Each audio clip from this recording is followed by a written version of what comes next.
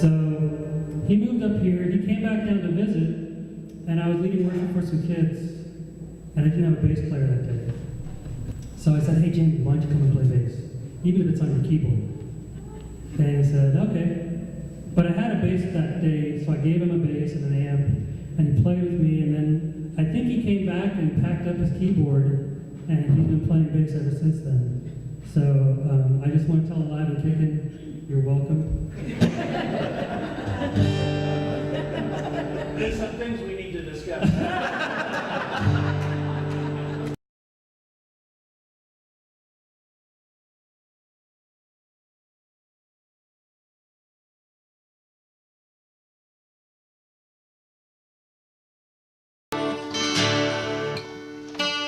I guess I better tune it up to you.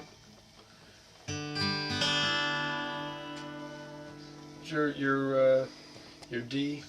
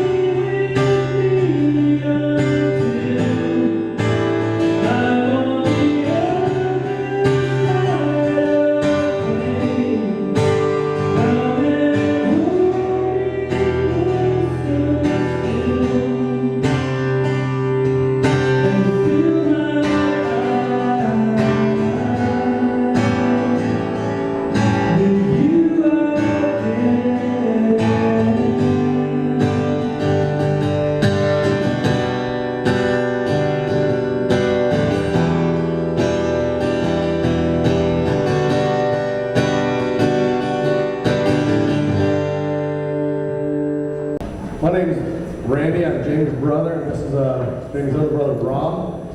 Again, we want to thank you for coming today. One of the things that I'm looking forward to is hearing all of the stories that I don't know about Jamie, his experiences with you.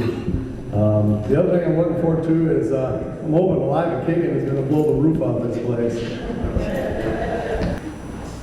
Short biography: Jamie Lanto was born to Ben and Jacqueline Lanto February 26, 1964, at Walla Walla General Hospital in Walla Walla, Washington. Jamie was born 8 pounds 6 ounces, for those of you who want to know that. Music was always a part of our family. My mom ensured that all four of us took piano. I can remember Friday nights sitting around the piano singing. I can also remember that when it was time for us to practice, Mom would bring out a metronome and an hourglass. And it was one of those old wood metronomes that you wound up in the back, and it ticked and talked back and forth, and you moved a weight up and down to set tempo. The hourglass somehow was a 4-hour hourglass. At least that's how it seemed to Rick, Randy, and I. Jamie would sit there all day. It somehow was a 4-hour glass for us. As kids, our vision of heaven was like angels playing harps. I don't know if angels play harps, but music does come from God. And if there's a heavenly band, I'm certain Jamie's sitting there ready to play in. The angels have no idea what's about to hit them.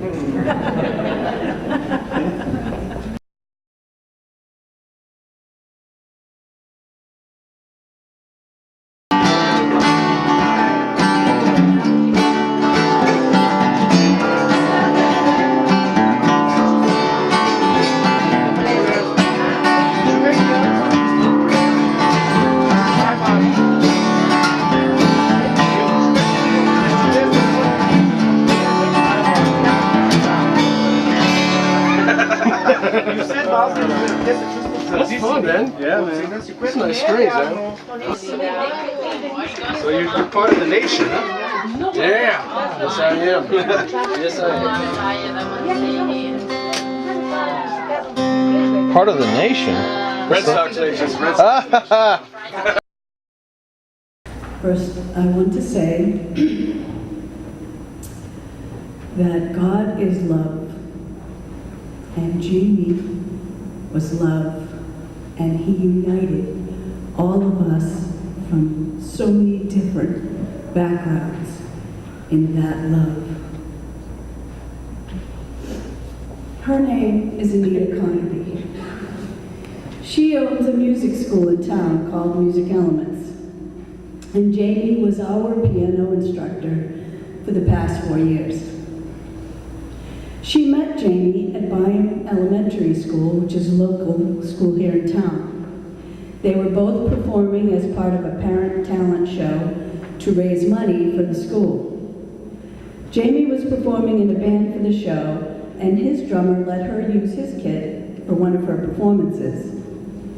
They asked what she did, and when she mentioned the school, they told her that Jamie was looking to teach.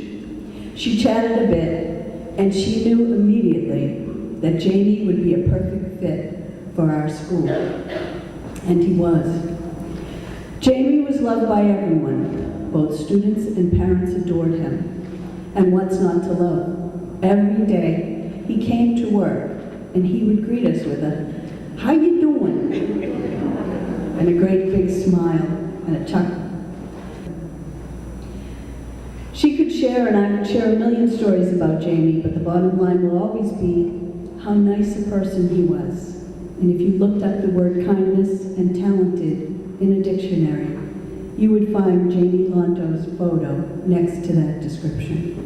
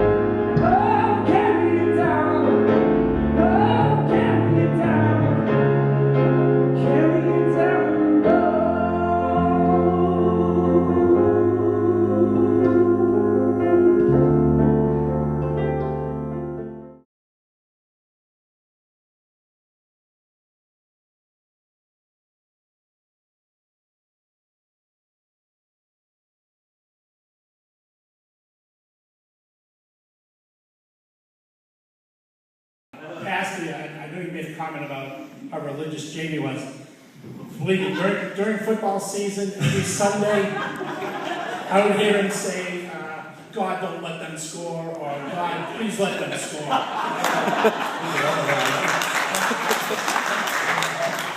Last thing I wanted to say before we play. And I didn't hear anybody mention it, but Jamie was famous for his hugs. And, you know, what I would like everybody to do today, just hug one person today and say, Jamie, this one's for you. You know? Amen.